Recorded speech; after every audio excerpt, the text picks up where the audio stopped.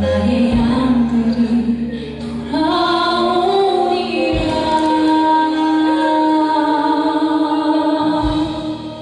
조금 느린 듯해도 기다려주겠니? 조금 더딘 듯해도 믿어줄 수 있니?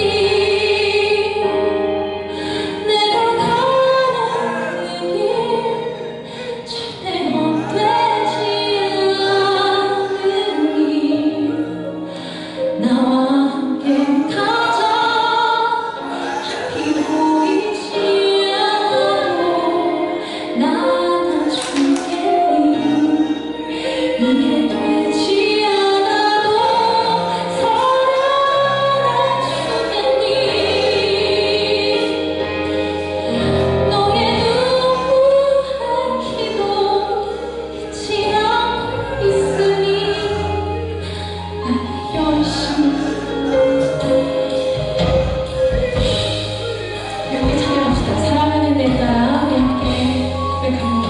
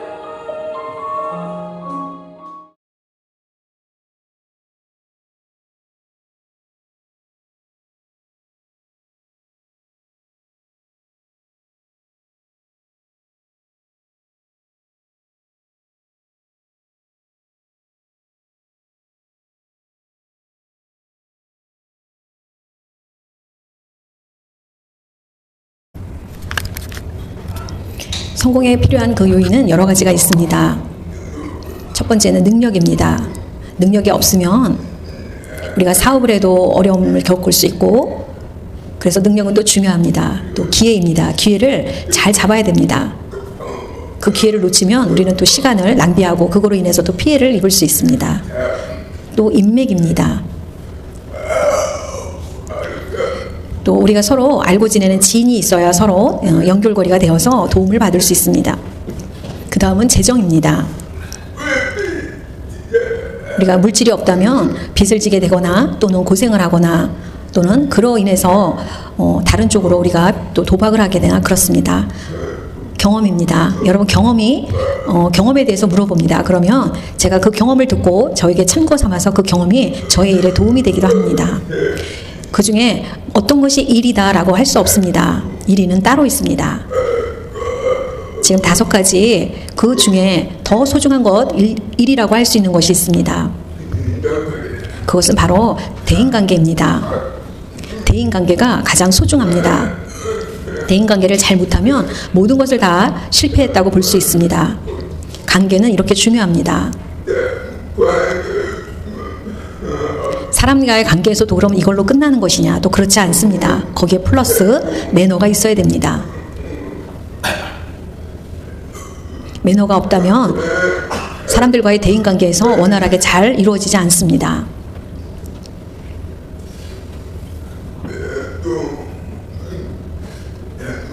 매너라는 단어를 여러분께 곳곳에 자주 볼 것입니다. 매너가 에티켓하고 같나라고 생각할 수 있지만 그것은 약간의 비슷한 성질은 갖고 있지만 다른 의미를 가지고 있습니다. 에티켓의 뜻은 사회적으로 지켜야 할 여러 가지 몇 가지 예의 범절, 우리가 조심해야 되는 것, 그런 것을 에티켓이라고 합니다. 프랑스에서 이 발단이 되어서 모든 세계적으로 이 에티켓에 대해서 전파가 되었습니다. 매너는 조금 다릅니다. 다른 뜻을 가지고 있는데 남을 배려하는 마음입니다. 예의를 갖추면서 남을 배려하는 마음. 에티켓보다는 매너가 사실 더 큰 의미의 소중함을 담고 있습니다. 2가지를 한번 비교해 보겠습니다. 에티켓과 매너. 남자, 여자, 여성, 남성이 있습니다. 그래서 이렇게 2사람이 만나게 되었습니다. 여성분이 치마를 조금 짧게 입었습니다. 그래서 자리에 앉아 있는데 자리에 앉을 때 불편합니다. 다리를 어떻게 해야 될지 좀 불편합니다. 그럴 때 남자분이 에티켓을 유지하기 위해서 이렇게 시선을 다른 곳으로 돌려서 상대방의 부담을 줄여준다는 것입니다. 그러나 매너는 외투를 벗어서 불편한 모습에 불편한 다리에 가려주는 것입니다. 에티켓보다 매너가 훨씬 더 낫다고 할 수 있습니다. 또 친구를 만났습니다. 근데 상대방이 식사가 천천히 식사를 합니다. 저는 빨리 먹는데 상대방이 식사를 천천히 하기 때문에 에티켓은 시간이 걸려도 괜찮다라고 나는 빨리 먹더라도 상대방을 기다려줍니다. 그리고 먹는 것을 바라보면서 천천히 먹어도 된다라고 합니다. 그것은 에티켓이라 할 수 있고, 매너는 상대방이 식사를 느리게 먹으면 거기에 맞춰서 같이 조절해서 천천히 먹는 것입니다. 먹고 나를 기다려주는 것보다 같이 천천히 먹어준다면 더 편하게 식사를 할 수 있을 것입니다. 매너는 그런 것입니다. 상대방에 대해서 배려하고 남을 위해주는 것입니다. 3번째는 화장실에 대한 에티켓입니다. 화장실에 사람이 많아서 차례를 기다리고 있는데 에티켓은 줄을 기다려서 차례를 기다리면서 들어가는 것입니다. 그러나 매너는 줄을 서서 기다리고 있지만 뒷사람이 나보다 더 급한 처지에 놓여 있다면 그 사람을 내 앞으로 양보해 주는 것입니다. 그것은 바로 매너에 속하는 일입니다. 무엇보다 매너가 훨씬 더 우리에게는 필요합니다.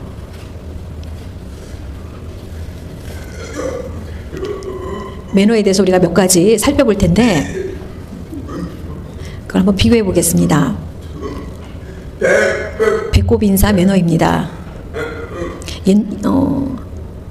예전에는 그런 인사를 하지 않았는데 요즘은 배꼽 인사를 합니다.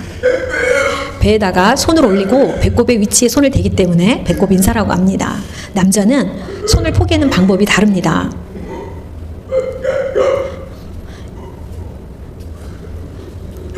남자와 여자의 겉옷의 여밈이 다르듯이 손도 마찬가지입니다.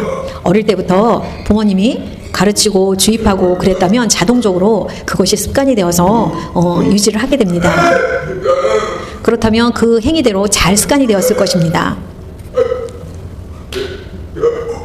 그래서 거기에 적응이 되면 습관이 되는 것입니다. 그래서 인사할 때마다 인사를 잘하면 어르신들이 그 모습을 보고 아주 좋게 여깁니다. 매너가 있다 이렇게 생각합니다. 우리가 식사할 때 테이블 매너도 있습니다. 나이프, 포크. 저건 이제 서양식 매너인데요. 우리가 스테이크를 먹거나 할 때 우리가 그래서 잘 매너를 갖추지 못한다면 보기가 좋지 않을 것입니다. 그래서 저 칼을 쓸 때도 우리가 예를 들어 농인분들은 잘 듣지 못하기 때문에 접시를 긁는 그 스크래치 소리가 클 것입니다. 그러면 다른 사람들이 듣기에 불편할 것입니다. 접시에 나이프를 긁는 소리는 되게 듣기 불편할 것입니다. 그러면 민폐를 주는 것입니다. 그래서 저희가 이 사용 방법을 잘 배우고 조심한다면 또 식사를 할 때 포크와 나이프를 오른쪽이냐 왼쪽이냐 그거는 상관이 없습니다. 그러나 우리가 먹는 중에는 양쪽을 잡고 하는 것입니다. 양쪽으로 이렇게 포개 놓는다는 것은 제가 예를 들어서 화장실을 갈 때도 아직 식사 중입니다 라는 것을 상대방에게 알리는 것입니다. 그리고 식사를 다 마쳤다면 나란히 두 개를 놓습니다. 그러면 가져가셔도 좋습니다 라는 의미를 주는 것입니다. 여러분 그거를 우리가 안다면 그거를 모르고 그냥 가져갔다면 아마 그것은 내가 그런 방식의 매너를 몰랐기 때문에 치워갈 수도 있습니다. 저희 나라에는 없지만 외국에서는 식사를 하고 나갈 때 팁을 주게 됩니다. 10%에서 20% 정도의 팁을 주게 됩니다. 저희 나라는 그런 아직 팁 문화는 없지만 한국에서 만약에 팁을 주면 상대방을 무시하나라는 경향으로 그렇게 문화 차이가 있습니다. 그러나 외국에서는 반드시 밥값 플러스 팁을 같이 포개서 주게 됩니다. 여러분들이 그것도 아시면 좋을 것 같습니다. 그리고 우리가 사람들이 살아가는 속에는 쓰레기가 있습니다. 쓰레기를 우리가 잘 정리해서 버리지 못한다면 그것은 참 보기가 안 좋을 것입니다. 그래서 쓰레기를 바로 잘 버리고 배출하는 사람이 매너가 좋은 사람입니다. 잘 버리기 때문에 회사에서도 또 인정받고 또 그것 때문에 잘 또 회사에서 뽑힌 사람이 있다고 합니다. 어떤 사람이 회사에 입사하고 싶었습니다. 그런데 떨어졌습니다. 근데 돌아가는 길에 휴지가 떨어져 있었습니다. 그래서 그 휴지를 다시 주워서 쓰레기통에 버렸습니다. 높은 사람이 그 모습을 보고 그 사람을 불러서 이 회사에 취직을 시켰습니다. 떨어졌다고 돌아가는 사람이면 기분이 나빠서라도 그 휴지를 줍던지 말던지 하고 갈 수 있었지만 이 사람은 좋은 습관을 가지고 있었기 때문에 그 쓰레기가 눈에 걸렸던 것입니다. 그리고는 매너 있게 그 쓰레기를 주워서 버렸습니다. 좋은 습관을 가지고 있는 사람은 일을 함에 있어서도 좋은 습관으로 일을 할 것입니다. 얼마 전에 청주 쪽에 오송 지하차도에 인사사고가 났을 때 일입니다. 정말 안타깝게도 출입 제한을 시키는 띠만 있었어도 저렇게 큰 사고는 나지 않았을 텐데 그 중에 사고 난 중에 가장 놀라운 일이 있었습니다. 저 빨간 버스 기사님입니다. 저 기사님은 원래는 이쪽으로 가는 것이 아니라 막혀서 다른 쪽에 지나가려고 하던 참이었습니다. 근데 저 지하철도를 통과하려고 보니까 이미 물이 너무 범람해서 어찌할 바를 몰랐습니다. 엔진에 물이 들어서 시동이 꺼지고 차가 더 진행을 할 수가 없었습니다. 그래서 급하게 기사님은 빨리 버스 정류장에 있는 사람들을 구해내야 되는데 문이 열리질 않아서 유리창을 깨고 몇 사람을 이렇게 탈출시켜서 내보냈습니다. 또 다른 분을 또 구해냈습니다. 근데 그때는 또 이미 구조하기에는 너무 늦었습니다. 결국 기사님도 자기 몸을 먼저 피한 것이 아니라 헌신적으로 남의 생명을 구하고 자기 생명을 구하지 못했습니다. 우리 여러분 지난 세월호 아시죠? 세월호 때 선장님은 어떻게 했습니까? 당신의 몸을 생명을 구하고자 제일 먼저 탈출을 시도했던 사람과 비교해보면 정말로 존경할 만한 그런 기사님입니다. 너무나 감동스러웠습니다. 주차 비매너를 보십시오. 세 대나 될 수 있는 자리에 저렇게 한 대를 버젓이 대고 있습니다. 간혹 저런 주차를 보기도 합니다. 너무나 보기 안 좋죠?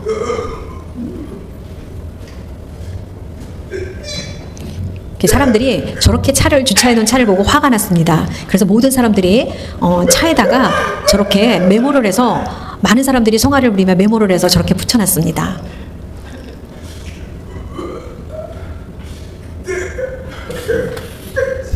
그리고는 저렇게 되어 있는 차를 나가지 못하도록 전부 테를 둘렀습니다. 저거는 우리가 마트에서 들어갈 때 끄는 카트인데요. 그 카트를 다리기로 채워가지고 나가지 못하도록 했습니다. 또 랩으로 저렇게 감아서 못 가게 또 저렇게 하기도 했습니다.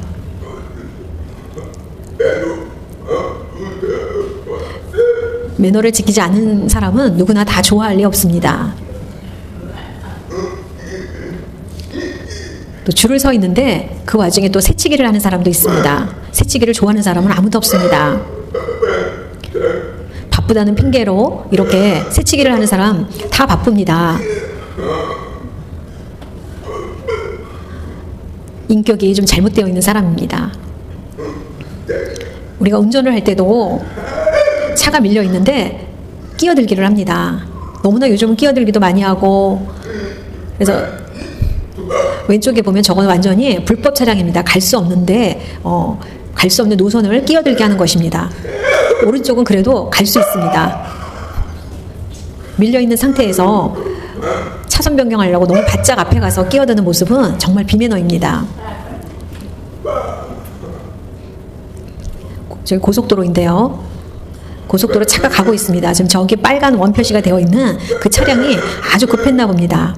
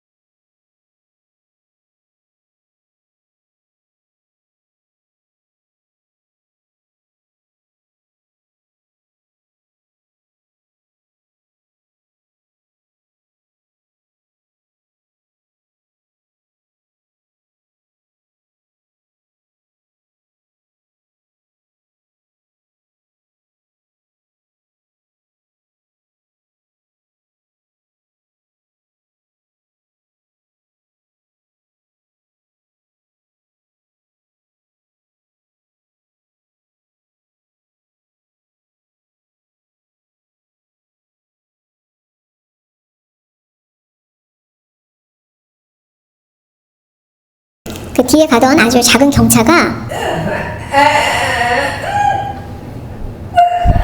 바짝 쫓아가서 앞지르기를 합니다.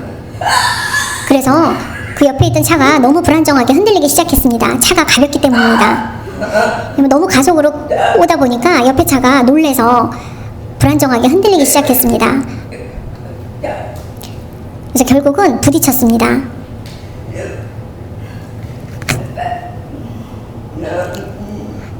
그런데 나중에 사고가 나서 난 내가 사고를 일으킨 것이 아닌데 내가 잘못이 없습니다 라고 그냥 가버렸습니다. 그런데 결국 블랙박스 검사 결과 이 사고의 원인을 제공했던 저 앞차에게 잘못을 물었습니다. 사고 원인을 제공해 주었기 때문입니다. 잘 가던 차가 저렇게 앞지르기를 급하게 하면서 옆에 차에 위협감을 주고 불안하게 하고 차가 흔들리게 했던 원인은 저 앞차 때문이기 때문에 100% 저 차에게 사고에 책임을 물었습니다. 우리가 보통 운전할 때 상식적으로 운전할 때 넓은 곳에서 끼어들기를 하는 것이 아니라 너무 갑자기 간격이 넓지도 않은데 좁은 자리에서 끼어들기를 합니다. 운전을 잘한다고 자랑하고 싶은 것인지 좀 이해가 안 됩니다. 저 영상 하나를 한번 보겠습니다. 제가 저걸 보다가 너무 재밌게 읽었습니다. 1분짜리 영상인데 한번 보십시오. 저기 아저씨, 이분 임산부신데 차 좀 열어주시면 안 될까요? 잘못 났으면 질러라 이 자식이. 왜 학교 가서 여러 사람 귀찮게? 어린 것이 꼬박꼬박 말했구나. 하여간 요즘 애들 싸가지야 걸. 그게 어디 있지 아저씨? 어머네. 임산부가 임산부석이 안 된다는데 왜 그러나요? 이제 봐요. 딱 봐도 내가 불룩하게 딸이야. 어른들이 만나게 계세요. 네? 이 배 많이 넣어준 거 보니까 맞다리신가 본데 이 저출산 시대 임신 축하드립니다.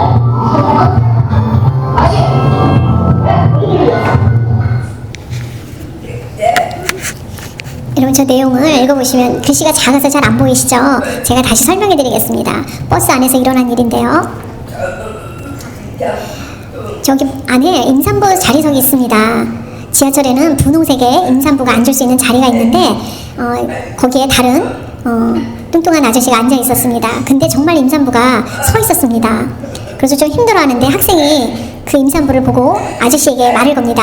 아저씨, 여기 지금 임산부가 서 있습니다. 자리를 좀 양보해 주세요. 여기는 아저씨가 앉는 자리가 아닙니다 라고 했더니 아저씨가 화를 냈습니다. 그래서 학생이 그렇게 감히 나한테 그렇게 말을 한다고 뭐라고 했습니다. 그래서 임산부가 뭐 어디 나갈 일이 있다고 이러면서 오히려 핏잔을 주었습니다. 사람들이 그 소리를 듣고 듣기가 좋지 않았습니다. 아저씨 행동이 좀 이상하죠? 그래서 누구도 그 사람을 좀 이렇게 말할 수 있는 사람이 없었습니다. 용기를 낼 만한 사람이 없었는데 학생이 다시 왔습니다. 어떤 남학생이 와서 아저씨 왜 그렇게 말을 함부로 하십니까? 그리고 용기 있게 말을 했습니다. 아저씨 배가 이렇게 나온 거 보니까 임신한 것 같네요. 배를 보니 딸인 것 같는데 막달 같습니다. 그래서 사람들이 그렇게 말하는 거에서 정말 사이다같이 통쾌해서 다 웃었습니다. 요즘 다 저출산 시대에 아기를 낳지 않습니다. 아저씨 근데 이렇게 임신하신 거 보니까 축하드립니다 하면서 그렇게 말을 한 이 아저씨가 그 자리를 더 버틸 수가 없어서 버스에서 내렸다는 얘기입니다. 여러분 이처럼 그렇게 정말 예의 없이 저기 아저씨. 행하는 사람이 많이 있습니다. 매너에 대한 말씀이 3가지가 성경에 있습니다. 그 3가지 한금과 같은 말씀입니다. 우리가 오늘 그것에 대해서 배워보겠습니다. 첫 번째는 한금, 두 번째는 다이아, 세 번째는 백금입니다. 이 3가지에 대해서 오늘 말씀을 한번 읽고 보겠습니다.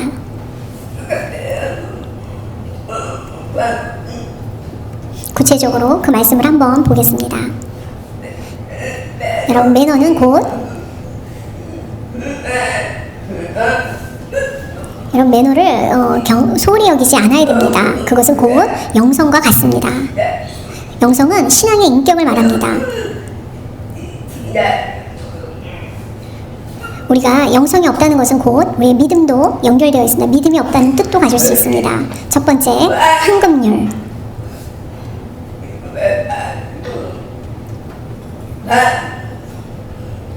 한금률의 뜻은 한자로 말하면 규칙을 말합니다. 대접을 받고 싶은 대로 남을 대접하라. 그런 말씀입니다. 상대방이 나를 좀 대접해 줬으면 좋겠는데 속으로 생각합니다. 절대 그렇게 속으로 생각하지 말고 내가 대접을 받고 싶은 만큼 남에게 그렇게 대접하라고 가르치십니다.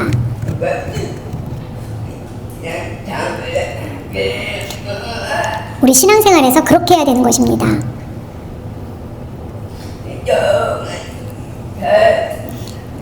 역지사지라는 말이 있습니다. 이 말의 뜻은 역지, 입장을 바꾸어서 생각해봐라 라는 뜻입니다.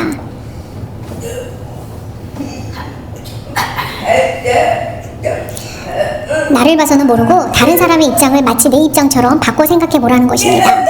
나만 생각하면 다른 사람을 나만 생각하고 다른 사람의 입장을 나몰라라 하면 그것은 오해를 나타낼 수 있습니다.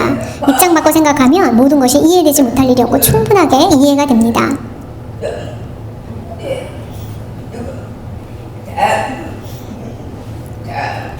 내가 사랑하면 괜찮고 다른 사람이 사랑하면 불륜이다.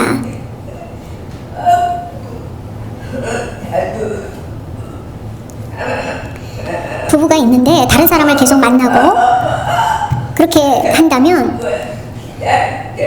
그것은 멜로입니다. 그러나 다른 사람이 부부가 있는데 다른 여자를 만나면 그건 불륜으로 봅니다. 그렇게 내 자신을 모른다는 것입니다.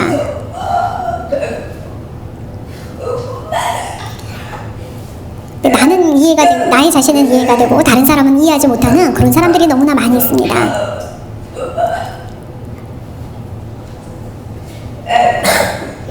누가복음 6장 31절 남에게 대접을 받고자 하는 대로 너희도 남을 대접하라. 아멘.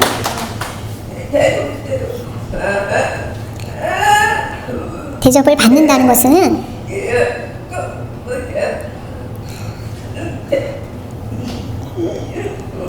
더 성숙하다기보다는 남을 대접하는 것이 오히려 더 예수님과 같은 마음으로 섬기는 것입니다.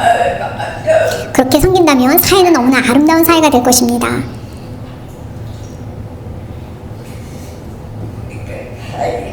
A그룹과 B그룹 두 그룹이 있습니다.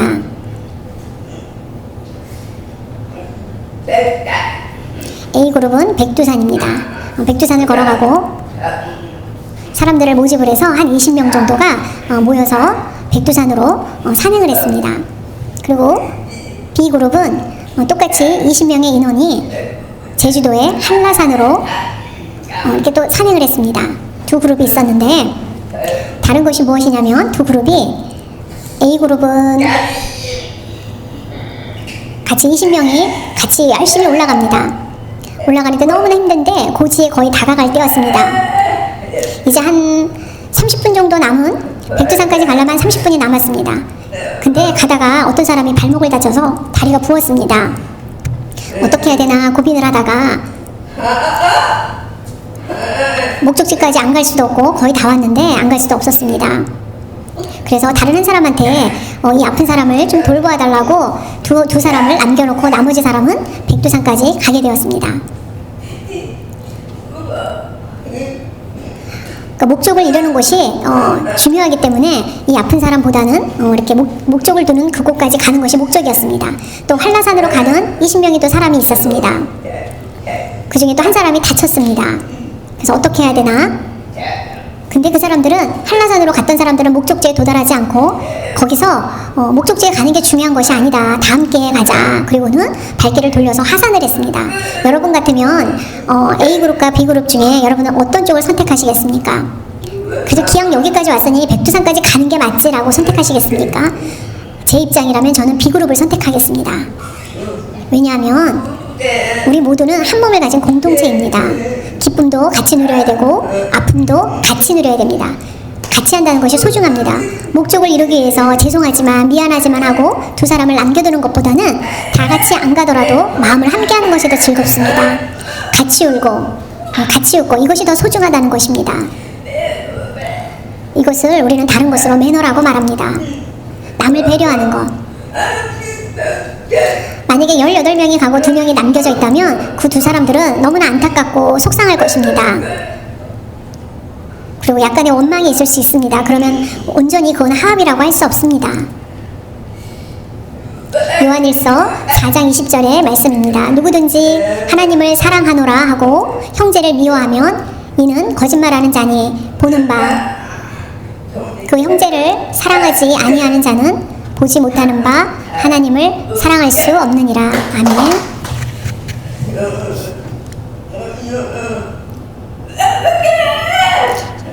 형제를 앞에 두고 하나님을 사랑한다라고 말할 수 없습니다. 그것은 거짓이나 다름이 없습니다.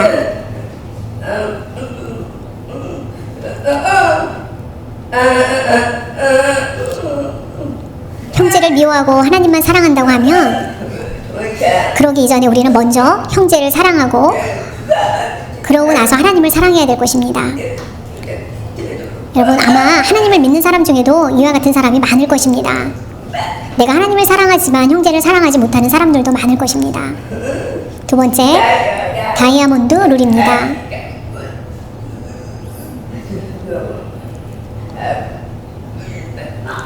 룰은 규칙 율입니다. 룰은 이 룰이나 같습니다.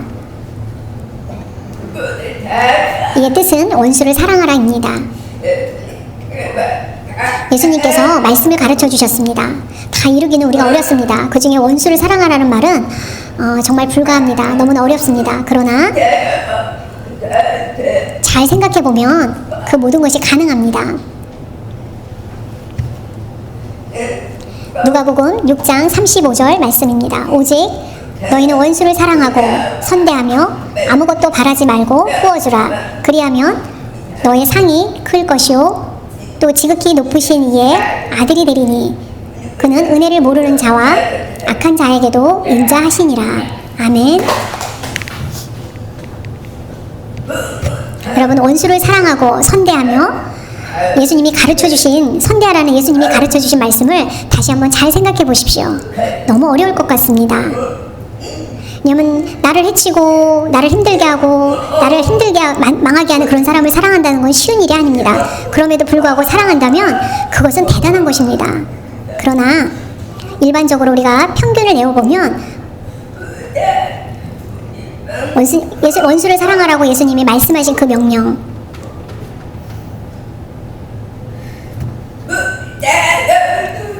원수를 사랑한다는 것은 원수와 서로 화해하고 친구가 되는 것, 그것이 아닙니다.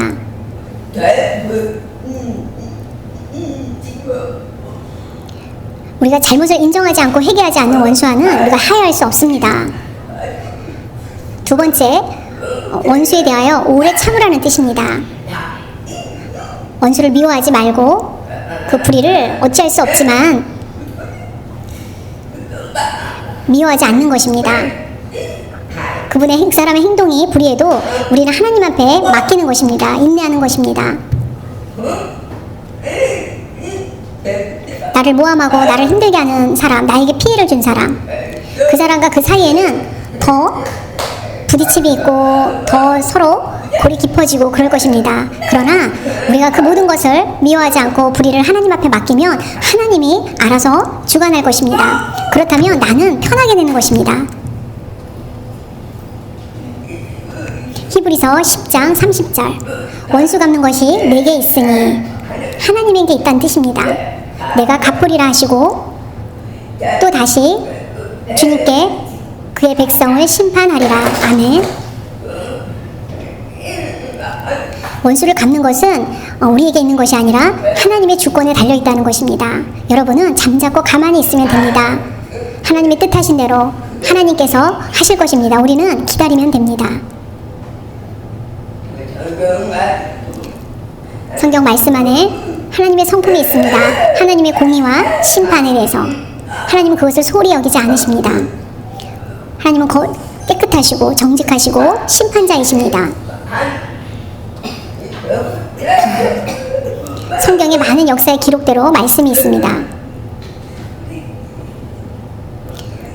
여러분, 기드온 아시죠?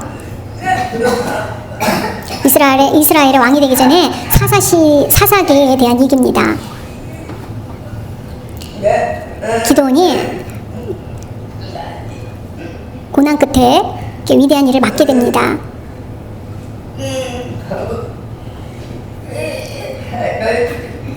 기드온은 70명의 자녀를 두었습니다. 여러분 놀랍지요?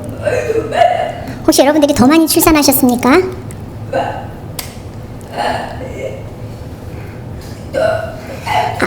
기드온에게는 그 첩이 여인들이 70명이나 있었습니다.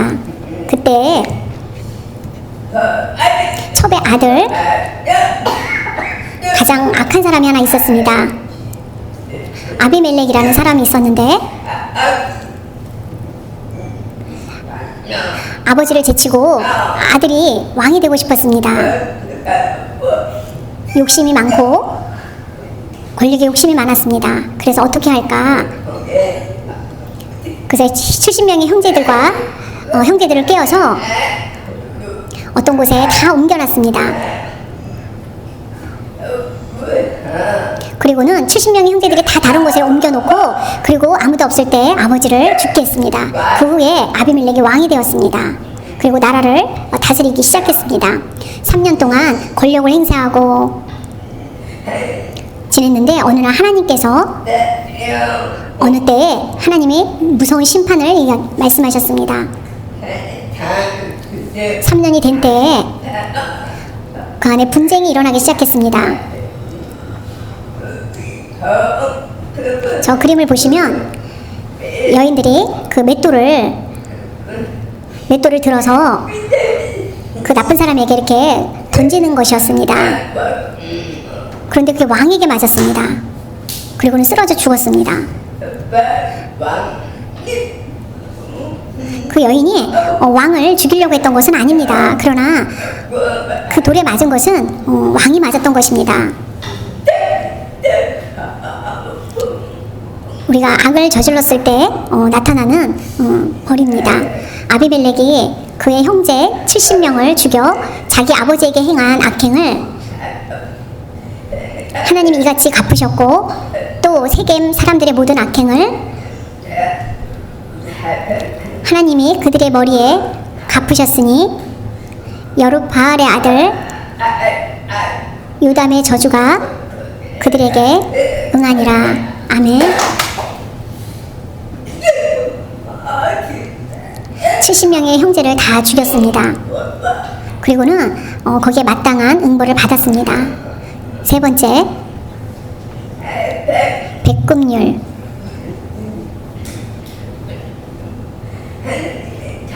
하나님의 자비로심을 닮아가라 라는 뜻입니다. 하나님이 그 자비로움을 우리가 배우고 끝나는 것이 아니라 그것을 실천하는 데까지 이르는 것입니다. 누가복음 6장 36절 너희 아버지의 자비로우심 같이 너희도 자비로운 자가 되라. 아멘. 그 자비롭다는 뜻은 무엇일까요? 하나님께서 우리가 죄를 지었을 때 우리를 향한 하나님의 그 사랑입니다. 우리도 우리 주변에 또 직장이나 사회에서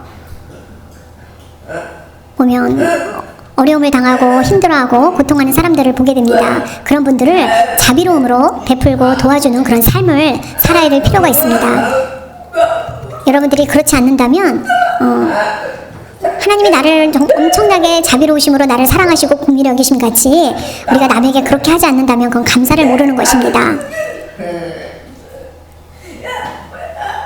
그것은 우리의 사명입니다. 하나님의 그 자비로우심 같이 우리가 힘들고 굶주리고 배고프고 괴로운 사람들을 외면한다면 그것은 안 되는 것입니다. 반드시 도와주고 사랑하고 베풀어주는 그런 것입니다. 내가 부자이기 때문에 가난한 사람을 도와준다라는 것은 어찌 보면 우리에게 교만입니다. 준다가 아니라 상대방의 어려움을 내가 어려운 것 같이 같은 마음으로 여기면서 도와줘야 되는 것입니다. 어려운 사람이 너무 많죠. 배고픈 사람도 많습니다. 그것을 외면한다면 우리는 하나님의 말씀에 위반하는 것입니다. 미국의 농무장관이 이렇게 말씀했습니다. 세계 인구 3분의 1이 비만으로 걱정이다라고 합니다. 3분의 1이 이렇게 비만 걱정을 합니다. 또 세계 인구의 3분의 2는 식량이 없어서 식량 때문에 걱정을 합니다. 완전히 반대죠. 너무 많이 먹어서 비만이 걱정인 사람과 그래서 날씬하길 원하는 사람들이 있는가 하면 너무 먹을 것이 없어서 배고픔에 굶주려 있는 사람도 있습니다. 이게 얼마나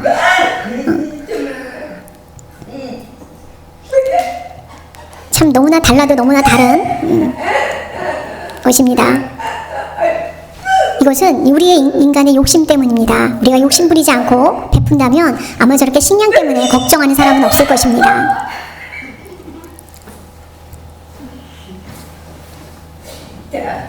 잠언 19장 17절 가난한 자를 불쌍히 여기는 것은 여호와께 구워드리는 것이니 그의 선행을 그에게 갚아주시리라. 아멘. 여러분, 힘들고 고난당하고 배고픔이 있는 사람들을 도와준다면 결국 내가 그렇게 남을 도와줘서 나에게 갖는 유익이 뭐가 있을까라고 생각하실 수도 있습니다. 그러나 말씀해 보니까 여호와께 구워드리는 것이라고 합니다. 어려운 사람을 도와드리는 것이 구워주는 것이랍니다. 그러면 여러분 욕심 부리고 고집을 부릴 필요가 있을까요? 오히려 더 많이 하나님한테 구워드리겠죠.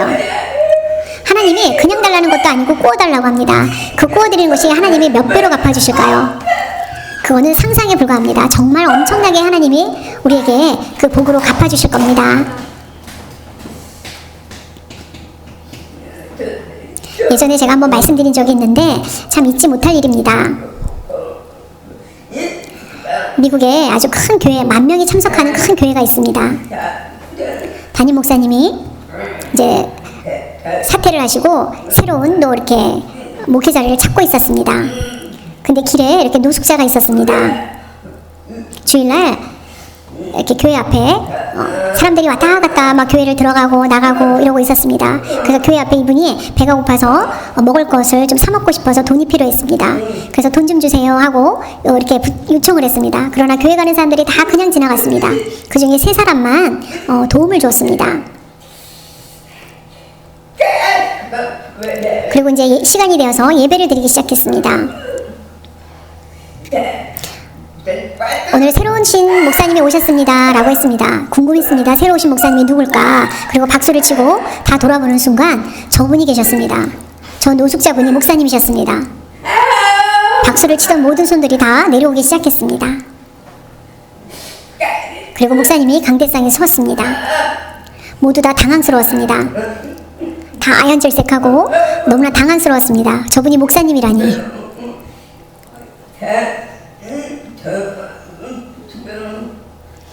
새로 부임하기 전에 아마 이 교회에 대해서 목사님은 알고 싶었던 모양입니다.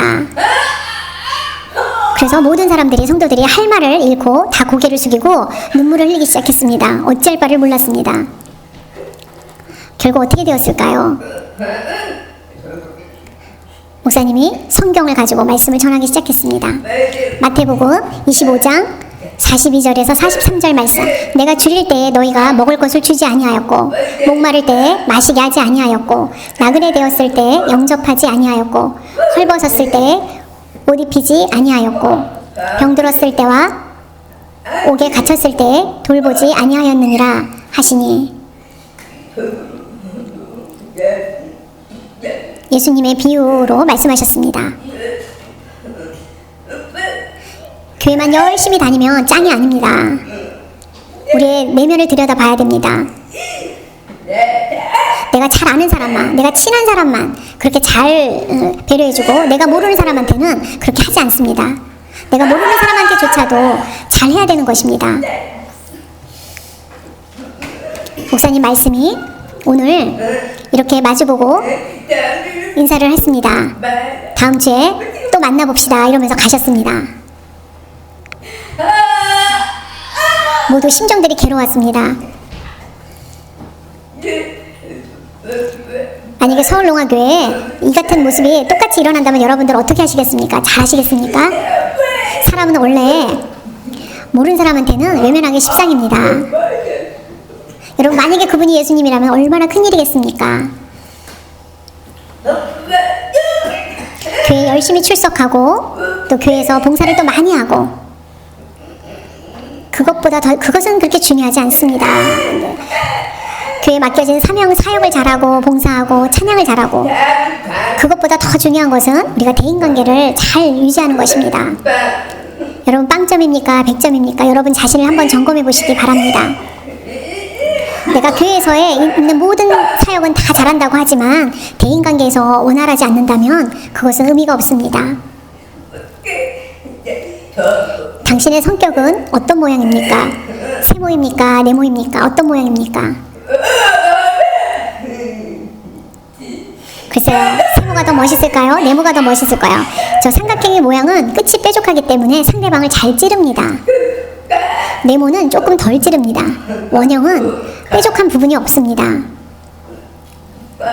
중국에 가보면 대부분 식탁이 다 원형입니다. 우리나라 식탁은 대부분 좀 원형보다는 네모가 많습니다. 잘 찌르나 보죠, 아마도. 원형이라는 것은 원만한 것을 뜻하는 모형이기도 합니다. 모든 사람과 원만하게 잘 대인관계를 갖는 것, 사람도 편견하고 그러지 않기를 바랍니다. 우리 모두 다 원처럼 그렇게 우리가 원만하게 대인관계를 갖는다면 하나님도 우리에게 그럴 것입니다. 쿠웨이트 수아는 이렇게 하는데요. 쿠웨이트 신혼부부 결혼을 3시간을 합니다. 그리고 3시간에 이혼을 합니다. 이해가 되지 않는 뜻인데요. 모든 결혼 예식을 마친 뒤에 우리가 이제 혼인신고를 하러 갑니다. 그런데 가다가 신부가 너무 당황스러운 일이 일어났습니다. 신발에 걸려 넘어졌습니다. 그러면 보통은 이렇게 세워줍니다. 근데 남편이 말로 아주 불화살을 쐈습니다. 어떻게 말했냐면 아주 나쁜 단어를 사용했습니다. 멍청해, 이렇게. 이 말 한마디에 신부가 화가 났습니다. 그리고는 헤어졌습니다. 이 단어는 칼같이 상대방을 찌르는 말이었기 때문입니다. 말은 이만큼 무섭습니다. 이 말은 어떻게 해결할 수가 없는 단어입니다. 장난이 아닙니다. 말장난이 아니라 아주 무서운 말입니다. 미국에 주일날 예배 중에 문을 열고 총기 사고가 있었습니다. 갑자기 들어온 어떤 사람이 모두 뒤를 돌아보는데 너무나 놀랐습니다. 근데 목사님을 보자마자 그 모든 상황들이 멈춰졌습니다. 어떻게 된 일일까요? 거기에 아주 목사님이 중요한 한 단어를 말씀을 했습니다. Can I help you? 하면서 내가 당신에게 무엇을 도와드릴까요? 라고 이렇게 말을 했기 때문입니다. 내가 당신에게 무엇을 도와드릴까요? 그래서 총을 든 남자는 그 총기를 들고 총을 쏘려고 왔다가 총을 내려놓았습니다. 이 사람은 군에서 군 생활을 오래 했던 사람이고 이제 옷을 벗고 너무 많은 상처를 입은 사람이었습니다. 그래서 정신적으로 너무나 힘들었고 그래서 사회적 불만이 있어서 그냥 사람을 죽이겠다라는 생각으로 왔습니다. 그런데 목사님이 문을 열고 들어온 그 사람에게 한마디에 정말 약을 처방해 줬던 것입니다. 여러분도 한번 이렇게 사용해 보십시오. 그 사람을 존중하면서 한번 해보십시오. 그렇다면 이 단어 하나가 그 사람의 얼굴 표정을 바뀌게 합니다. 내가 못하겠으면 한번 거울을 보면서 해보십시오. 연습해 보십시오. 거울을 보고 내 얼굴 표정을 연습하고 그 말을 사용할 수 있도록 연습해 보십시오. 우리에게 신앙생활에 너무나 중요한 것은 영적인 열매, 성숙입니다. 열매가 없다면 하나님 앞에 우리는 기쁨을 드릴 수가 없습니다. 디모데전서 4장 15절에 보면 이 모든 일에 전심전력하여 너의 성숙함을 모든 사람에게 나타내게 하라. 아멘. 신앙의 성숙함이 가장 중요합니다. 신앙의 성숙함이 없다면 그 모든 다른 것들도 잘 받는다고 할 수 없습니다. 성령의 열매, 여러분들도 성령의 열매를 갖는 그런 생활들을 하시기 바랍니다. 오래 참고, 긍휼하게 여기고, 온유하고, 충성하고, 오래 참고, 그런 9가지에 다 압니다. 아는 게 중요하지 않습니다. 열매, 그 9가지 열매에 맞게 합당한 그런 삶을 실천해 가시기 바랍니다. 내 모습을 통해서 다른 사람들이 나로 하여금 평안을 누리고 하나님 보시기에 기쁨을 가지시는 그런 사람입니다. 마지막으로 한 가지, 여러분 이거 저것은 무화과 열매입니다. 저도 무화과 열매 참 좋아합니다. 예수님이 저 무화과 나무를 보고 화를 내셨습니다. 그리고는 나무가 죽었습니다. 예수님이 제자와 함께 오전에 길을 가는데 멀리서 보니 잎은 아주 무성한 나무가 있었습니다. 예수님이 가서 보니 식전이라 그 무화과 열매를 따먹으러 갔는데 잎은 무성한데 열매가 없었습니다. 하나도 열매가 맺지를 못하고 있었습니다. 예수님이 그 나무를 보고 굳굳이죠. 무화과 나무가 뭘 잘못했을까요? 잘못한 건 없는 것 같은데. 왜냐하면 아직 때가 이르지 않았기 때문에 열매가 없는 것입니다. 그것은 사람이 이 나무를 보고 배우라고 꾸짖었습니다. 그래도 그 다음 날 보니까 나무가 시들어 죽어 있었습니다. 이와 같이 우리도 교회를 오래 다녀서 입만 무성한 그런 사람이 아니라 영적인 성숙함을 맺는 열매를 맺어야 됩니다. 그 열매를 맺지 않는다면 우리도 무화과 나무와 같이 책망을 받을 것입니다. 여러분, 하나님의 나라에서 영원히 우리가 그런 영생을 즐기려면 기뻐야 되는데, 히브리서 12장 14절 말씀입니다. 모든 사람과 더불어 합평함과 거룩함을 따르라. 이것이 없이는 아무도 주를 보지 못하리라. 아멘. 하나님의 말씀대로 온전히 우리가 순종하고 살아가는 그런 삶을 사십니까? 아니면 내가 교회 오래됐는데 그냥 내가 교회 오래 다녔다고 그것을 자랑하십니까? 우리가 하나님 앞에 내가 부족함이 많은 사람임을 깨닫고 다시 한번 회개하고 하나님 앞에 새로운 마음으로 우리가 변화를 얻고 내 몸을 깨트려서 새 삶을 사는 그런 노력과 헌신이 필요합니다. 나는 아무 문제 없다 이렇게 생각하면 그것은 가장 위험한 신앙입니다.